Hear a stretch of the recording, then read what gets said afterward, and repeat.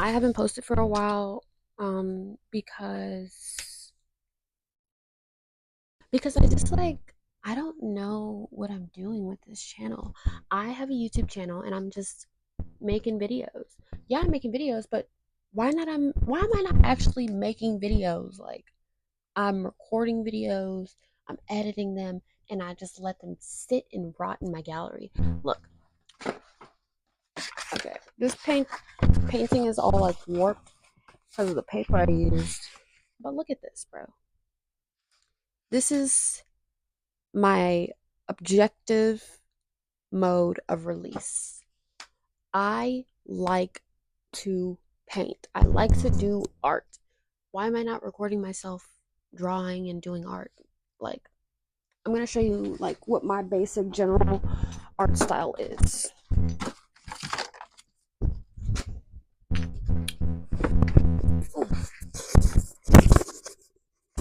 He lying to me, I'm lying to him. Fuck it, that's what Bob makes it.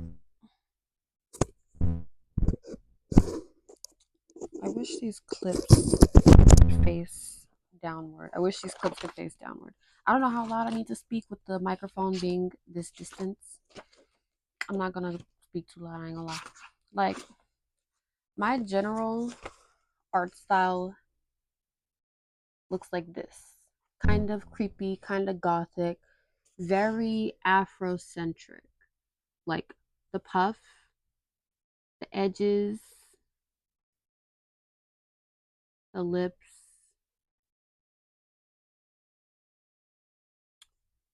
Very Afrocentric, my art. Like I like to draw big juicy lips, big noses, big eyes, my brows. Like I'm still learning myself, still learning my art. These are my kind of like favorite types of eyes style to draw. Like I'm working on even starting to draw men. Like look at how his lips are teeny tiny, his nose is teeny tiny, his eyes are teeny tiny. But also this is the least detail I could have added for it to still look like a face. And he's kind of cute. Like I painted this face in like probably like 10 minutes. Probably way less than that, honestly. Probably took like 10 minutes, 5 minutes. And then I just filled in the word shading and detail to add the detail for his hair. I added the words dirty blonde because that's what color his hair is. I added the words green alien type shit because that's the type of shirt he got on. My art is an outlet for me. And yet I'm not recording myself making my art. I'm not showing off my art with pride, with my chest out and my head high. I'm not showing how I made this, what my creative process was. Well, this one probably isn't the best example because I was literally sobbing while making this. This is the first time I made art in a while. So while making it, I got a really big emotional release, and that's how I ended up, like the background was drawn first without the white, and then I drew the person on top of it, and then I used my fingers dipped into the paint and just dragged it across. Dip and drag. That's how I made that. I make art. I make art. Look at that. That piece with the eye. That is my art. This this right here. That is my art. That painting behind that pillowcase,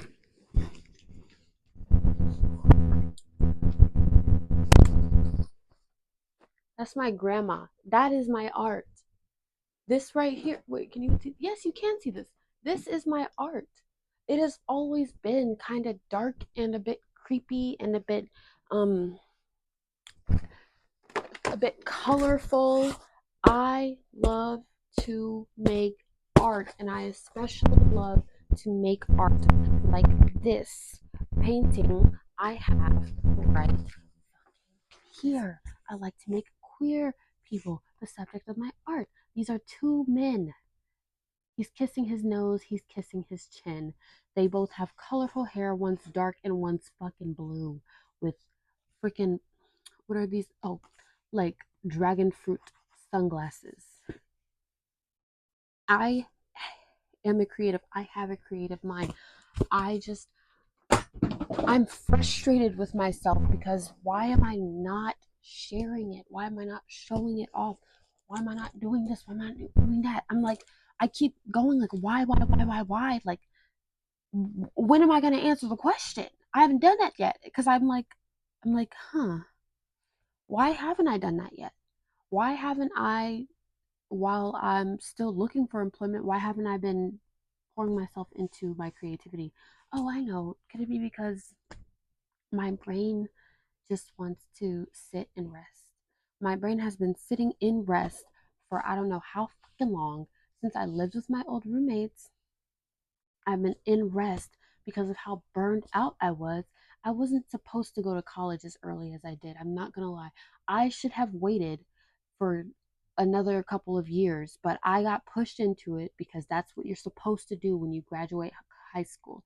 You're 18, you've been in school for the past 12 fucking years, and you're supposed to tough it out for another 4 to 8 years. I'm not built for that. I'm not built like that. I couldn't even make it through most of my classes because of how much grief I was going through. And I was forcing myself to eat every day. I was forcing myself to hang out with people like I felt normal.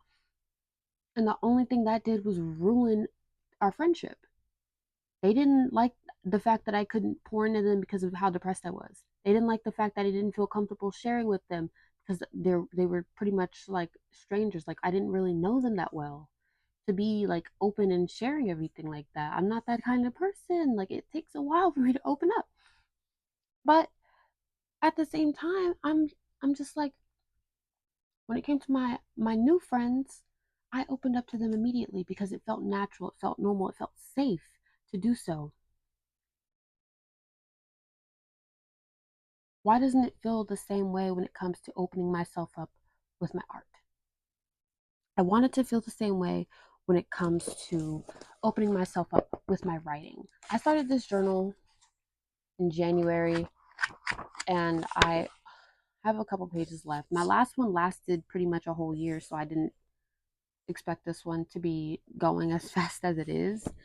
And this is with me like writing very sparingly. This is with me writing, I don't write every day. And it's very tiring. How many pages is in this? There's no way. 210 pages. So that could be, if I wrote every single day, that would be 210 days. And I'm over more than half. Like, I think that's just funny. But, um,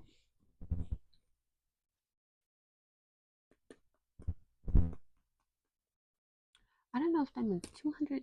I don't know if that's the same as a sheet.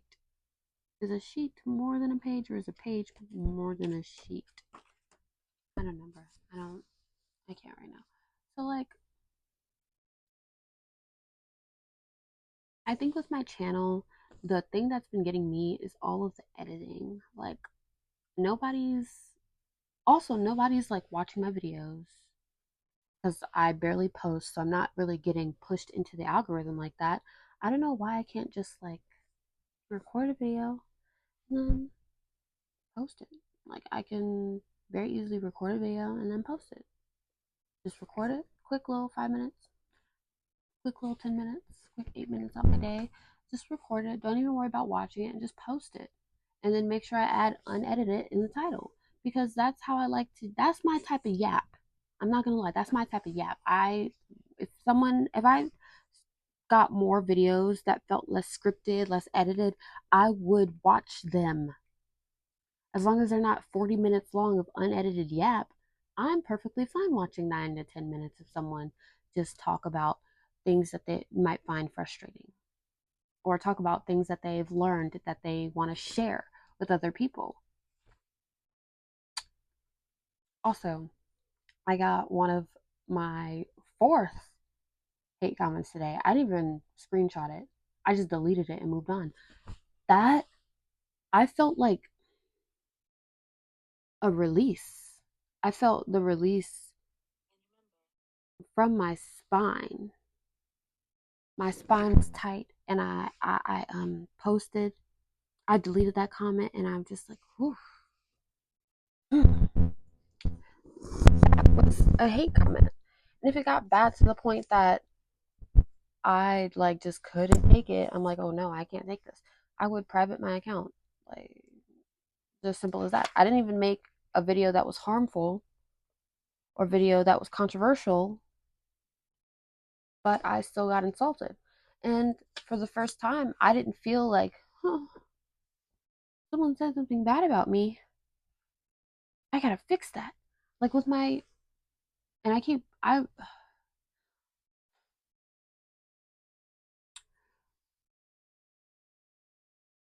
for the past 2 years, I have lived life in a state of high disbelief, kind of high disbelief. That's what we're going to call it. I have been pushed and pulled and pushed and pulled. I have gone through so much fucking grief. Like, I've been going the fuck through it. I've lost a lot of family on both sides. My mama and my dad. Like, I've been really feeling the effects of death. And no matter how many people said that, oh, it's normal, it's natural, it happens, you just got to learn how to get over it, that didn't make it better. It made it worse. It made it so much worse. Because I'm like, if these people are saying, oh, death happens all the time, you just got to get over it, then am I really valid in feeling the way that I feel? If I'm not happy fast enough, am I really valid in feeling the way that I feel? And the answer to that question is just like, I don't know. I shouldn't have to wait until I'm like going through a debilitating illness to finally be able to say like, I don't like this. I don't like this situation. I don't like the way such and such talks. I don't like the way that the world spins. I don't like this. I don't like that. I can say that all that I want to. What does that do? I hate the phrase like when someone does something bad and the world kept spinning. I hate that phrase so much because all it does is reinforce that we like there's nothing you can do about it. It just reinforces like this kind of learned helplessness that so many of us have, especially people that aren't going out and pushing for reform, me included. We can just look at other people and go, huh, how are they doing that? But those other people are probably backstage before a speech, sweating profusely, like close to crying, like they can't breathe and they feel that tightness in their throat every time before they're about to step out on stage and talk about how we need to reform this and how we need to fix this and how so many things are going downhill. They talk about that and then, but they do it confidently. I saw someone yesterday. Ooh, I saw her video yesterday and she was so confident in what she was saying and she wasn't even right. Like she was confident, but she was so far off from the point that she was wrong. And I was like, huh, that confidence it seems so easy for her because she like actually I don't know if there's like something wrong with her or what. She doesn't know any different. She doesn't know any different. Her idea of a healthy conversation is someone just going like, yeah, you're right. So if someone said that she was wrong, she doesn't really know like, huh, I might be wrong. Because she's just like, there's no way I'm not right. That's that type of blind confidence that I need. That type of blind faith. Just like with religious people, they have a blind faith. They can say, oh, I see God everywhere I go. I see God when I got healed from cancer. But it's like, you didn't even thank the doctors that went to school, studied for years and years, went to practice medicine, got better at their skills, got better at learning how to treat different things. You didn't thank the scientists and the researchers for making your medicine. You thanked God. That type of blind faith, I can't do that. I'm not used to that.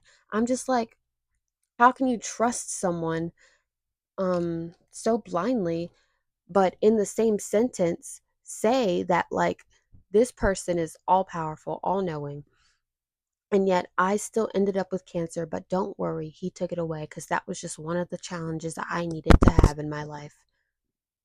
You needed to have cancer? It couldn't have just been like maybe you eat a bit too many fried foods and foods with too many additives and the foods, oh, but they're the cheapest, so you really don't have a choice but to eat them because everybody's struggling out here. But it was God that healed you and not the doctors. Now you're in crushing medical debt, but you're not going to say it was God that cleared my debt, because guess what? It's going to be you working hard and using that blind faith you have to that's going to be like the hamster ball in the water that's keeping you hydrated while you run on that wheel. Like, that's what it is. And somehow, and not even somehow, like, I still don't know where I fit. I don't know what I do. I don't know like why I'm here. I don't know why anyone's here. Like, why is anyone here? Why are we living in these houses, and why are we at these factories, and why are they drilling into the planet for oil? Like, what is going on? I felt crazy for the past 20 years that I've been alive. Well, for the past, like, I'll just say for the past decade. Because, like, once I woke up to the fact that, like, people are going out here and getting married, they hate their wives. They hate their wives. People going out here getting married, they don't even like their husbands. Like, they argue every day, but they say that this is the greatest love that's ever existed. People go out here and they say that about their children as well, and then they be beating the fuck out of them every day for no reason. I don't understand any of this life. It's like, it genuinely stresses me out because I'm like, either I go along with the status quo and maybe I'll be happy, or I go along with it and I become so miserable that I kill off every sense of personality, value, um, every sense of intelligence I have in the process. What's the point in that? Like, I don't know. I just have this like deep capitalistic, anti-capitalistic rage bubbling within me. Like, Columbus, when he came over here and he murdered the natives, um, raped them, took their land, pushed them off, pushed them, pushed them, pushed them, pushed them, pushed them, and with their superior technology, killed them off with their freaking white diseases that these people had never had to become accustomed to until after they got there, and they were like, here, have this, it's a gift. And they're like, oh, what's the gift? And they just run away giggling. They don't know that I gave them the smallpox blanket. So it's just like, wow. So they were living life in a way that I want to live today, pre Columbo. Like, pre colonialism, before like all the religious indoctrination, before all of the patriarchal rise ups against matriarchal societies, before all of the anti this, anti that, oh, I'm pro this, pro that, pro nothing, pro blah, blah, blah, blah, blah. Before all of the choice and the this and the that, we were living amongst one another in limbo with the earth. I don't know. I'm not trying to advocate for homelessness because the planet at the moment is too hot for that. Like, we will never get back to that point where we can just like go and like the way they used to live, like they would go, like no one was homeless. You would just, that would just mean like you didn't know how to build a house yet. But you know what you would do? You would go out and you would go find a place that was empty with no one there where you could settle down and chill, and you would build your own fucking house. You would build a house and you would live there until it was time for, until you outgrew that space, and then it was time for you to move on to new land, to a new house, to new settings, to new water, to new springs. You would move on. Now if you try to do that, like people doing van life, you get fined a whole bunch of money for trying to go someplace, chill out and settle in your moving house with your fucking big fucking vehicle. Like I don't understand it. We have governmental facilities like Area 51 where we as the public, the people that are probably using that, the people that pay taxes are using their money to pay for Area 51 to keep their lights on. Like what is that? Who is that? Like what is going on? We're putting money in the pockets of politicians who don't give a fuck about us. And yet the only thing people can really say is vote.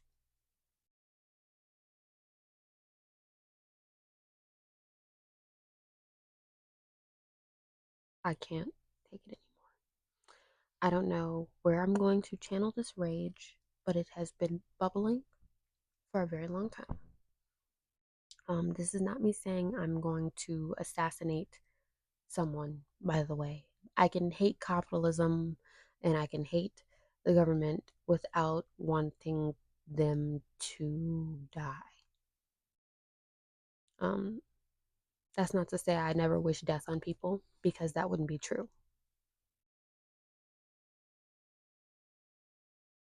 It wouldn't be true, like even slightly. I'm not gonna lie.